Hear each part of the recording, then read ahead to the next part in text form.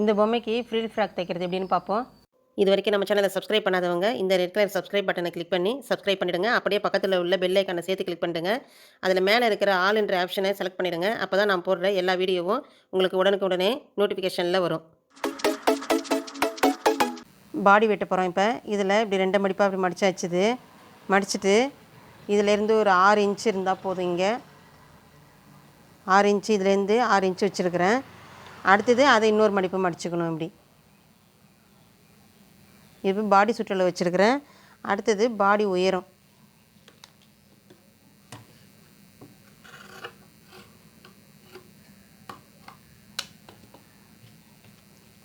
இதிலிருந்து 4.75 இன்ச்சு பாடி உயரம் வைக்கிறேன். இப்படி இதை கட் பண்ணி எடுத்துக்கணும்.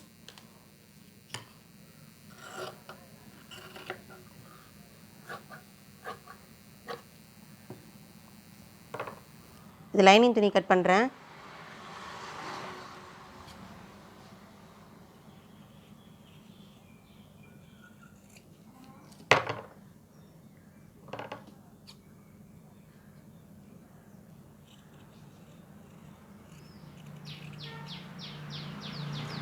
இப்போ கழுத்து வெட்டிட்டோம். அடுத்தது ஹாம்கோல் வெட்டியாச்சுது.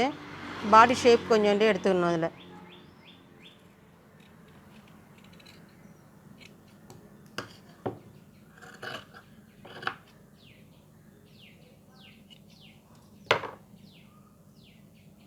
இப்போ இது வெட்டின பீஸை எடுத்து இந்த மேல் துணியில் வச்சு கட் பண்ணிக்கணும். இதே சைஸுக்கு மேல் துணியை இந்த அளவுக்கு மடிச்சுக்கணும். இதை விட கொஞ்சம் பெருசாகவே இருக்கலாம். கரெக்டாக வச்சு வெட்டணுன்றது இல்லை. இதை விட கொஞ்சம் பெருசாகவே வச்சு இந்த இடத்த மட்டும் வெட்டிட்டா போதும். மீதியை தைச்சிட்டு அதுக்கப்புறமா வெட்டிக்கலாம்.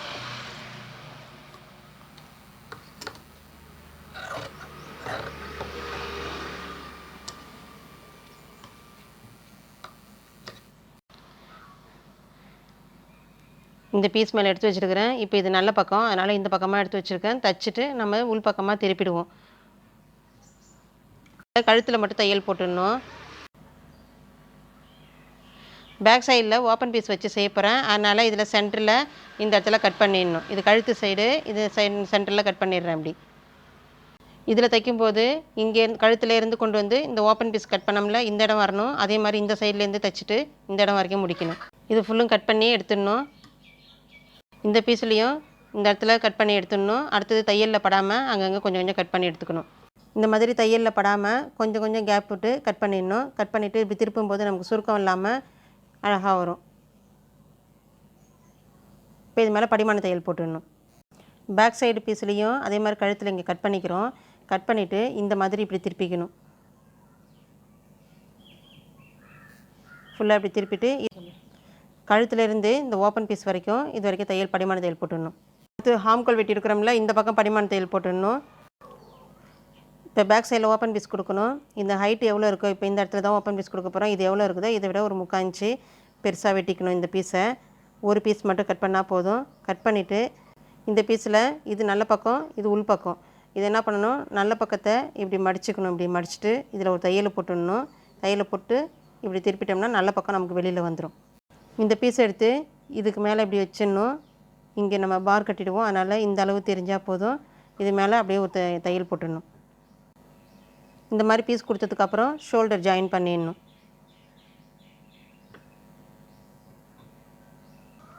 இந்த பீஸில் கை வெட்ட போகிறேன். இதில் இந்த மாதிரி 2 பீஸ் வச்சுருக்கிறேன். 2 பீஸ் வச்சுருக்கிறத அப்படியே எடுத்து இப்படி மடிச்சுக்கணும். பாடியில் ஹாம்கோல் 2.25 வச்சுருக்கிறேன். அந்த 2.25 வச்சுருக்கிறோம்னா அதை அப்படியே டபுளாக வச்சு தான் நம்ம கழுக்கி சுற்றளவு வைக்கணும். இப்போ 4 மடிப்பாக இருக்குது. இதிலேருந்து அளந்து பார்த்தோம்னா 2.25 4.5 இருக்கணும். அதை விட கொஞ்சம் பெருசாகவே இருக்குது. பெருசாக இருந்ததுன்னாக்கா சுருக்கம் இன்னும் கொஞ்சம் அதிகமாகவே வரும். அதனால் 5.25 அளவுக்கு வச்சுருக்கிறேன். வச்சுட்டு இந்த இடத்துல சின்னதாக இப்படி ஒரு மார்க் பண்ணிக்கோங்க. இங்கேருந்து கை ஷேப்புக்கு இப்படி கொண்டு வரணும். பஃப் கை வெட்டுறதுக்கு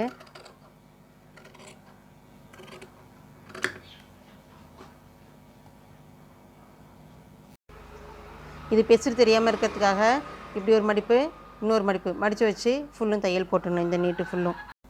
இப்போ கை வெட்டி வச்சுருக்கிறத எடுத்து இந்த இடத்துல இது மேலே எடுத்து வைக்கணும். இந்த அர்க்கர் கரெக்டாக இந்த ஷோல்டருக்கு நேராக வர அளவுக்கு வச்சு இதில் இருந்து தைச்சிட்டு வந்துட்டு இங்கே கொஞ்சோண்டு சுருக்கம் வச்சுக்கணும். இந்த 2 சைடு சுருக்கம் வச்சுட்டு ஃபுல்லும் கொண்டு வந்து முடிச்சிடணும். இப்போ இந்த பீஸை இப்படி மடிச்சுக்கணும், கொஞ்சம் பெருசாக மடிச்சுட்டு இப்படி வச்சு பார்த்தோம்னா பாடியை விட கொஞ்சம் பெருசாக இருக்கிற மாதிரியே இருக்கணும். அந்த மாதிரி வச்சுட்டு அதுக்கப்புறமா இப்படி மடிச்சுக்கணும். இப்போ 4 மடிப்பாக இப்படி மடிச்சிட்டேன்.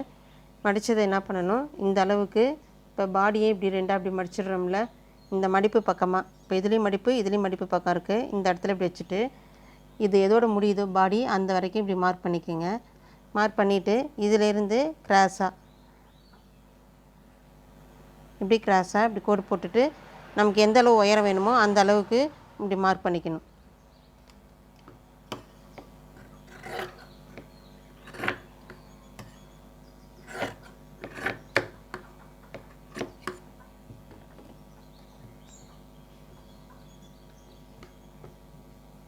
இப்போ இந்த பீஸ் இப்படி இருக்குது.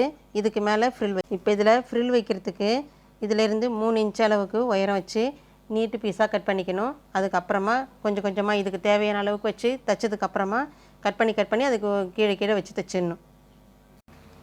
இப்போ வெட்டின பீஸை இப்படி நீட்டாக வெட்டியிருக்கிறோம்ல, வெட்டினதில் இதில் என்ன பண்ணணும், ஃபஸ்ட்டு ஒரு மடிப்பு மடிக்கணும், அதுக்கப்புறம் இன்னொரு மடிப்பு மடிக்கணும். மடித்து வச்சு நீட்டுக்கு தையல் போட்டுடணும் ஒரு சைடு மட்டும்.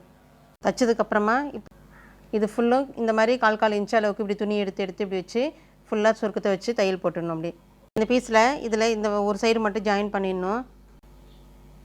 இதில் ஃபுல்லாக ஃப்ரில் வச்சாச்சுது. இதை இந்த இடத்துலேருந்து வச்சு இப்படி ஜாயின் பண்ணிடணும்.